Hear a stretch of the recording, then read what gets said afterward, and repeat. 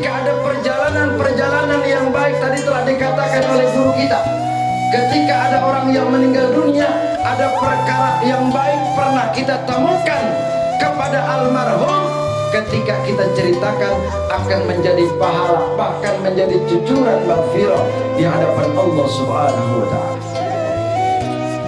Maka lanjutkan, ini anak-anaknya, orang tuanya almarhum sholat subuh berjamaah di musola. Ini yang melanjutkan anak-anaknya. Kalau anak-anak melanjutkan kegiatan yang baik yang dilakukan orang tuanya, insya Allah alamat menjadi al-waladun salihun yad'ulah. Amin ya rabbal alamin. Bahwa kita malam ini sababnya almarhum meninggal dunia, kita kumpul ini menjadi sabab, tapi hakikatnya Allah yang punya hak, bahwa sudah tertulis daripada tangan Allah di Lauhil Mahfuz bahwa malam ini memang kita ditakdirkan untuk bermuajaah di tempat ini. Ketika di dunia pernah bermuajaah, di dalamnya ada bacaan-bacaan nama Allah yang dipanjatkan, ada salawat Nabi yang dibacakan, maka ini bagian daripada taman-taman surganya Allah Subhanahu wa ta'ala.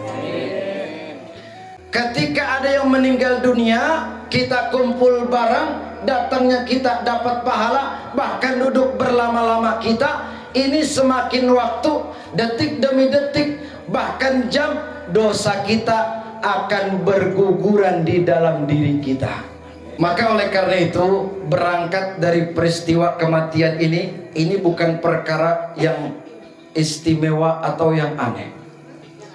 Ketika anak Adam diciptakan oleh Allah, sebelum dihidupkan, Allah berfirman di dalam Al-Quran, alladzi khalaqal mauta wal hayata. Jadi sebelum dihidupkan dimatikan oleh Allah, kemudian wal hayata dihidupkan oleh Allah. Untuk apa? Manusia dimatikan, kemudian dihidupkan, dimatikan kembali, bahkan nanti dihidupkan kembali. Allah ingin tahu di antara kita ahsanu amala, ingin tahu perkara ahsan. Kalau hasanah yang baik banyak, tapi ahsanu yang terbaik di hadapan Allah, Allah ingin tahu di antara kita. Boleh jadi kita sholat maghrib berjamaah, gerakannya bersama-sama bareng, ruku, sujud, i'tidal bareng, tapi bisa jadi menjadi tolak ukur kalau kita tidak khusyuk dalam sholatnya. Mana yang disebut hasanah, mana yang disebut ahsanu di hadapan Allah Subhanahu wa ta'ala. Makanya perkara sholat pun itu bukan mainan. Jadi amalan yang paling tertinggi di hadapan Allah, di sekian banyak kita mengamal. Ketika bacaan disebut hijab, kita amal. Ketika bacaan kita sebut amalan pribadi ini dan itu, amalan yang paling tertinggi di hadapan Allah adalah sholat. Kenapa? Karena satu-satunya ibadah yang langsung dijemput oleh Rasulullah Muhammad, sholat.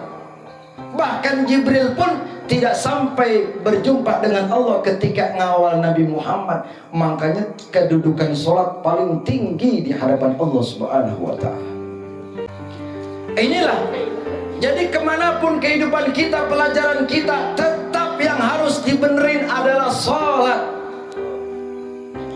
Kita pinter bicara, pinter bergaul, bahkan kita ahli yang lain sebagainya. Kalau sholatnya tidak benar, bagaimana perkara ibadah akan mudah diterima oleh Allah? Kita sering ngedengar, kalau sholatnya sempurna, bahkan benar, baik sholatnya, maka seluruh perkara amal ibadahnya ikut baik. Tapi kalau sholatnya rusak, bahkan hancur di hadapan Allah, bisa jadi perkara yang lain pun akan hancur di hadapan Allah. Padahal Fatihah menjadi tolak ukur diterima atau tidak sholatnya. Kalau memang Fatihahnya baik, secara hukum tajwid, makhraj, ahkamul huruf, sifatul huruf, Fatihahnya baik, insya Allah sabab Fatihah baik, sholat pun akan baik di hadapan Allah Subhanahu wa ta'ala.